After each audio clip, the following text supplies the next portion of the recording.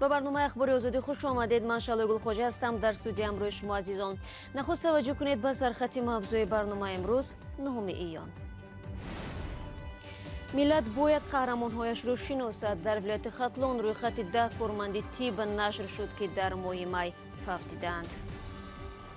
عبدالرازق رحیموف، شریف بک تشیف، عبدالخالق پیریف، رجب علی خالمومینوف، نورعلی خالمرادوف، مرادعلی رجبوف، اسماعیل استنقلوف، حبیب الله رجبوف، شیرخان توفلنگوف و عایشه علیمووا. تاجران بازارهای لباس فروشی دوشنبه از 15 میلیون به کار برمیگردند. بعضی از آنها میگویند نمیدانند مالهایی که موسمشان گذشته است خریدار مییابند یا نه. همون نرخ ترکیه میفروشی خالی و مقصد دیگه فایده نیست. این چیز سیزن вже گذشته که вже هم یک ماه پس میخرن یا نه. و امروز جورج فلوید در تکساس به خاک سپریده می شود. طلب یکی از وکیلان مردمی برای اصلاحات پلیس در آمریکا در حال بررسی است. یک جوان 18 ساله توجیک در شهر اوفای روسیه به هنگام نجات کودک به هلاکت رسید. حاجی مراد قلندرов که در دانشگاه کشاورزی این شهر تحصیل میکرد روز 7 ایون در دریای بیلایه غرق گردید. به نقل شاهدان حادثه وقتی او میبیند کودک در دریا غرق میشود برای بیرون آوردنش خود را به آب میپرتاید. حاجی مراد کودک را به ساحل تیله میدهد ولی خودش نجات یافتن نمیتواند. جسد حاجی مراد را غواصان بعد چند ساعت پیدا کردند. قرار است تابوت حاجی مراد قلندرов روزهای نزدیک با پرواز مخصوص به تاجیکستان انتقال داده شود. وزارت تندرستی تاجیکستان روز گذشته شماره گرفتاران نوی کووید 19 را 80 نفر حساب کرده است. به همین ترتیب تعداد بیماران در عموم به 4609 نفر برابر شد. وزارت میگوید بیش از نصف مریضان انیقترش 60% آنها الکی شفا یافتند. رقم فوت از این بیماری نزدیک یک هفته می شود که تغییر نیافته همان 48 نفر را تشکیل می دهد. تا به حال مقامات تاجیک یگان بار نگفتند که در مجموع چه تعدادی از کارمندان طب را کرونا ویروس به هلاکت رساند. به فرق از ولایت ختلون که اخیراً چنین روی خط را ترتیب داده و با آن آرزوی کریم آشنا شد. عبدالرازق رحیموف، شریف بک تشیف، عبدالخالق پیریف، رجب علی خالمومینوف، نورعلی خالمرادوف، مرادعلی رجبوف، اسماعیل استنقلوف، حبیب الله رجبوف، شیرخان توفلنگوف و عایشه علیمووا. این 10 پزشک و پرستار که در بیمارخانه های ولایت ختلون کار میکردند حدوداً در یک ماه جان خود را از دست دادند.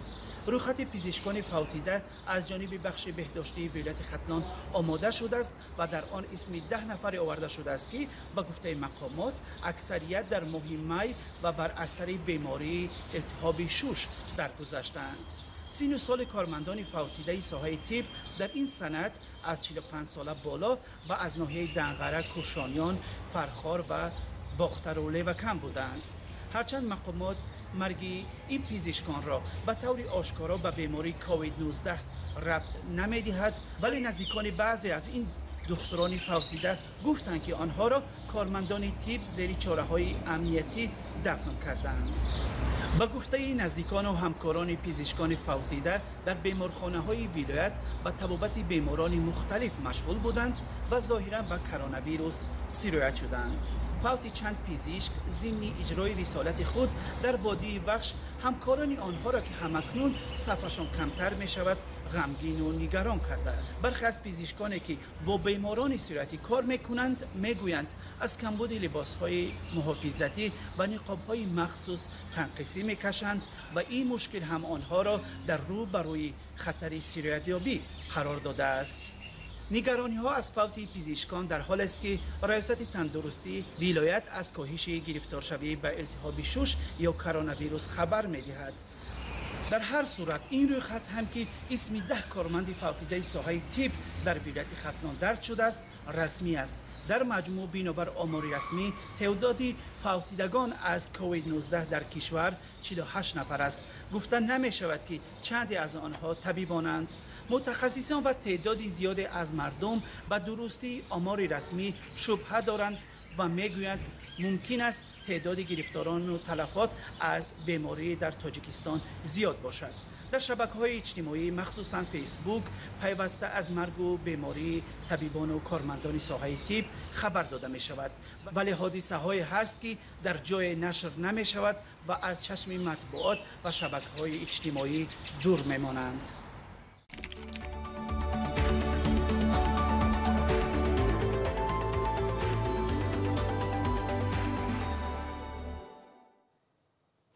از هفته آینده در دوشنبه بعضی از تدابیر محدود کننده بکار کرده می شود. از نیمه همین ماه بازار و دیگر مرکزهای سودا و خدمت رسانی به کار آغاز خواهند کرد. مقامات بهداشتی میگویند وضع گرفتاری به کووید 19 و مرگ و میر ساکنان از این بیماری در پایتخت کشور به اعتدال آمده است. در عین زمان مقامات شهرداری سپارش داده است که باید همه تاجران نقاب بپوشند و در درآمدگاه‌های بازارها حرارت سنج‌های مسافوی گذاشته شوند. صاحبکاران توجیک میگویند از اینکه به کار برمیگردند خوشحالند، ولی حالا نه درباره فایده بلکه سری جبران ضرری رسیده میاندیشند. فریدون در بازار گنجینه چند دکانی لباس‌های مردانه دارد. دستور درباره از 15 ایون باز شدن بازارهای فروش لباس او را هم مثل اکثر دیگر صاحبکاران خوشحال کرده است. خطر هست، اما برای پیشبرد زندگی باید کار کرد، میگوید فریدون. تا بسته شوی مرزها این صاحبکار تاجیک از ترکیه لباسهای تابستانه آورد، اما بازارها بسته شد و او نتوانست مالش را به فروش گذارد. اما نرخ ترکیه میفروشی، خالی و مقصد دیگه فایده نیست او چیز. سیزن вже گذشته که вже هم یک ماه پس میخرن یا نه؟ اگر بخرن میخرن، نخرن سال دیگه از صدقه میشد. ستاد جمهوری مقابله با کرونا ویروس نو در تاجیکستان دستور داده است که بازارهای فروش لباس، طربخانه و مهمانخانه ها و کاشانه های حسن از 15 ایون دوباره به کار سر کنند. مقامات بر این باور است که وضع اپیدمیولوژی تدریجاً به اعتدال می آید و آمار گرفتاری به کووید 19 هم کاهش می یابد. با تاکید مقامات روزهای اخیر یگان حالتی فوت ثبت نشده است، ولی مسئولین سازمان جهانی تندرستی در تاجیکستان گفتند هنوز پیک و یا اوج بیماری همگیر پس سر نشده است. حکومت تنها در صورت میتواند با باور از پس سر شدن پیک یا اوج بیماری خبر بدهد که اگر در کشور میزان تستگذرانی بیشتر به راه مانده شود. در هر صورت ضرور است حالتهای شبهناک را تشخیص و تصدیق و آشکار نمود. در وزارت تندرستی میگویند برای پیشگیری از موج دوم بیماری تدبیرهای ضروری را روی دست گرفتند. سر از روز اول باز شدن بازار و مغازه و مهمانخانه ها در کشور افراد بی نقاب جریمه بندی می شوند. اپیدمی قریب پس سر شد و آمارهای الترناتیوی درباره شماره قربانیان کرونا ویروس که از معلومات رسمی 10 مراتب بیشترند نادرست است، میگویند مسئولان وزارت تندرستی تاجیکستان. گروه کاری هست که از در تمام شهرهای جمهوری این سپیسک هم می‌بیند و طبق روی خط کار میکند. مقامات تاجیکستان به خاطر پیشگیری از سرایت کرونا ویروس بستن نقاب‌های طبی را حتمی نمودند، ولی برای سرکشی از آن تا حالا زمینه‌های قانونی مجازات وجود ندارد و حالا معلوم نیست که برای گشت و گذار بی نقاب در خیابان‌های شهر یک نفر چقدر جریمه خواهد شد. طوری در گزارش همکاران ما اشاره شد سبکی در رژیم کارانتین در دوشنبه همزمان با رعایت طلبات بهداری و نگهداری فاصله اجتماعی در میان گذاشته شده است. و مثل مسکو که در آنجا نیز شروع از امروز نظام گوشه‌نشینی و استفاده گذرنامه الکترونی از بین رفت، ولی تقاضاهای مربوط بر رعایت قاعده‌های گیگیینی برای جلوگیری از گسترش کرونا ویروس همانا پابرجاست. موضوع را میرزا خالقزاد ادامه می‌دهد. سر از پگاه 9 ایون سرتراشخانه ها، کاشانه های حسن، استودیو های عکس برداری، کلینیک های بیتاری و اجنتی های تأمین شغل می توانند به کار برآیند. با این سخنان شهردار مسکو وعده داد که هفته آینده در آشخانه ها و طربخانه ها برای مشتریان باز خواهد شد. همین طریق سر از امروز در پایتخت روسیه رژیم گوشه‌نشینی مربوط با سرایت کرونا ویروس خاتمه یافت. در روسیه بیش از 476 هزار نفر گرفتار کرونا ویروس می باشند. روز گذشته در مسکو تخمیناً 2000 نفر گرفتار کرونا ویروس شدند که در مقایسه با میزان روزانه ماه گذشته 50% کمتر است. عموماً در روسیه سرایت کرونا ویروس یا خود بیماری کووید 19 حیات 5971 نفر را از بین برده است که نسبت به کشورهای دیگری عالم به قدر کافی کمتر است. بعضی کارشناسان طرز حساب قربانی های کووید 19 در روسیه را زیر شبهه گذاشتند. دیروز حکومت روسیه هم ابراز داشت که مرزهایش را قسماً باز می کند.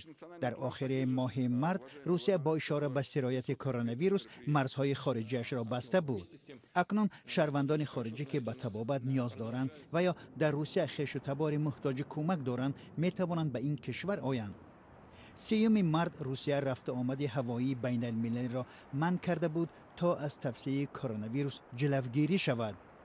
در جلسه دیروزه حکومت روسیه تاکید شد که به همین زودی ها حریم هوایی روسیه برای پروازهای بین المللی باز خواهد شد.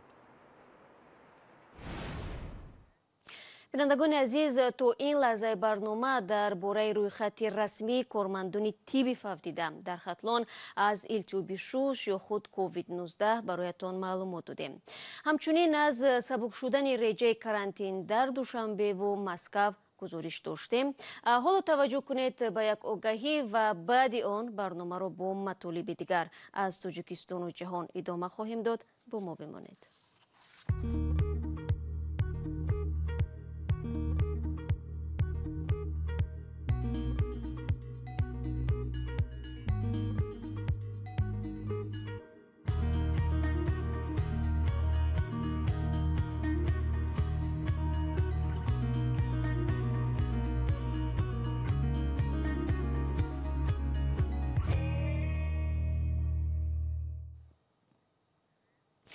امروز در شهر هیوستن ایالت تکساس آمریکا مراسم دفن جورج فلوید آمریکایی افریقای تبار دایر می شود. او 25 می هنگام بازداشت پلیس به هلاکت رسید. افسر پلیس زانویش را در گردن این مرد 46 ساله گذاشته بود و او نفسگیر شد. پیش بینی می شود که امروز با طلب اصلاحات پلیس راهپیمایی‌های اعتراضی در آمریکا دایر می گردند. دیروز یک عده وکیلان مردمی در کنگره آمریکا اصلاحات پلیس را پیشنهاد کردند. بر پایه این اصلاحات حمایه قانونی پلیس کاهش یافته، یک بایگانی مخصوص سوء استفاده از نیرو پیشنهاد شده، گذاشتن زانو در روی بازداشت شده منع خواهد شد. قصر سفید طرح اصلاحات پلیس را بررسی دارد. و حالا می رویم به ولایت سوغد، دقیق‌ترش به بزرگچه سر روحی در ناحیه باباجان غفورов تا ببینیم که در این فصل سال برای خریداران چه محصولات پیشنهاد کرده می شود. بازارچه موسمی محصولات پالایزی فعال شد. این بازارچه در راه ناحیه باباجان غفورov تا میانه های تیر ماه ادامه می کند. تربوز و هندله و کدو را از ولایت ختلان آوردند. تربوز نو دهقانی سرسوان سری پوری همونجا ارزانی سوز. یک روز کیلوش 10 سوم 8 سوم بود. حالا 4 سوم 3 سوم فرام آمد. ارزانی. قبلا از این بازار سری راهی ساکنان نزد مرزی قرقیزستان هم خریداری می‌کردند. با سبب محدودیت‌ها در رفت و آمد از کرونا ویروس نو ساکنان آن طرف مرز به اینجا نمی‌آیند. همه سال حاصل بر وقتی محصولات پالایزی از ناحیه‌های ختلان و ولایت سوغد آورده می‌شود. از میانه‌های تابستان برعکس کشاورزان سوغد بازارهای پایتخت و دیگر ناحیه‌های جنوب را با تربوز و خربوزه تامین می‌کنند. و دادگاه ولایت ختلان محمد سید اکرامов سرخطیب مسجد نویه وسه و 13 پیوندی او را به عضویت در سازمان در تاجیکستان ممنوع برادران مسلمان گناهکار دانست. اما سرخطیب 3 برادرش را شرطاً آزاد کرد. 10 نفر دیگر از جمله پسر و داماد و جیانهای سرخطیب از 5 تا 7 سالی به زندان محکوم شدند. حکم روز 8 ایون صادر گردید. نزدیکان محکوم شده ها میگویند آنها اتهامات را نپذیرفتند. بینندگان عزیز، اینجا وقتی برنامه اخباری آزادی به انجام میرسد. تشکر از شما که تا این لحظه ها با ما بودید. خبرگزاری‌های دیگر در سامانه رادیو آزادی زیر نشانی www.azadi.org دسترسی شما است. همچنین در یوتیوب میتوانید آزادی ویدیو را تماشا کنید. صبح بر وقت من همه شما را در نوید بامدادی منتظر میمونم. تا فردا، خدا نگهدارت.